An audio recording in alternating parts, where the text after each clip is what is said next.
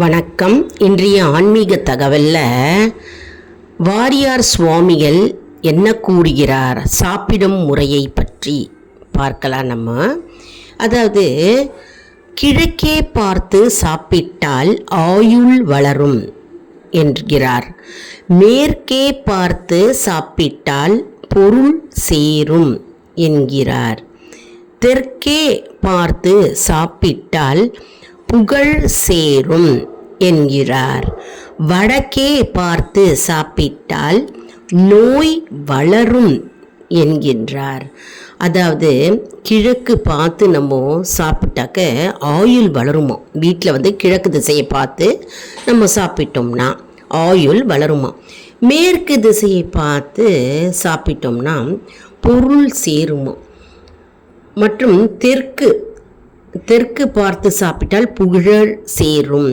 அதாவது வீட்டில் தெற்கு திசையை பார்த்து நம்ம அமர்ந்து சாப்பிட்டால் புகழ் சேருமா, நமக்கு புகழ் வருமா.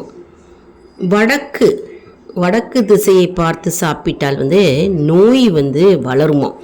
அதனால் வடக்கு திசையை பார்த்து சாப்பிடாதீங்க அப்படின்னே நிறைய பேர் முன்னோர்கள் சொல்லி நம்ம கேள்விப்பட்டிருக்கோம் இல்லையா. வடக்கே பார்த்து சாப்பிடக்கூடாது, நோய் வளரும்.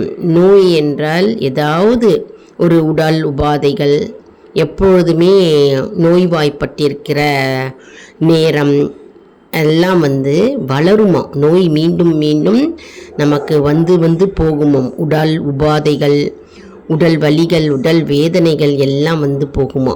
அடிக்கடி உடல் உபாதைகள் வரும். அதனால் வடக்க பார்த்து சாப்பிடாதீங்க அப்படின்னே சொல்கிறத நம்ம பெரியவர்கள் சொல்கிறத நம்ம கேட்டிருக்கோம் இல்லையா. அதான் வாரியார் சுவாமிகள் கூறுகிறார். கிழக்கு பார்த்து சாப்பிட்டால் ஆயுள் வளரும். கிழக்கு திசையை பார்த்து சாப்பிட்டாக்க. கிராமப்புறத்துலலாம் அந்த காலத்துலலாம் இந்த திசையை பார்த்து அமர்ந்து சாப்பிடுங்க, அந்த திசையை பார்த்து அமர்ந்து சாப்பிடுங்கன்னு சொல்லி கேள்விப்பட்டிருக்கோம் இல்லையா பெரியவங்க. இன்னும் சில பேர் இப்போவும் அதை கடைப்பிடிக்கிறார்கள். அதாவது இந்த அவசர யுகத்தில் நம்ம அதெல்லாம் பார்க்குறதில்ல.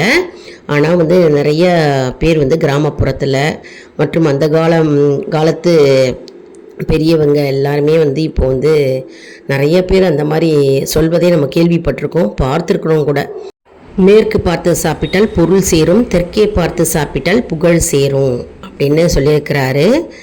இதை நிறைய பேருக்கு ஷேர் பண்ணுங்க, அவங்களும் தெரிஞ்சுக்கலாம், நம்மளும் தெரிஞ்சுக்கலாம். மற்றும் நம்முடைய சேனலை சப்ஸ்கிரைப் பண்ணிட்டு பாருங்க. நிறைய வீடியோஸ் உங்களுக்கு அப்படியே நோட்டிஃபிகேஷனில் தெரிய வரும். லைக் பண்ணுங்கள், ஷேர் பண்ணுங்கள், சப்ஸ்கிரைப் பண்ணுங்கள். நன்றி, வணக்கம்.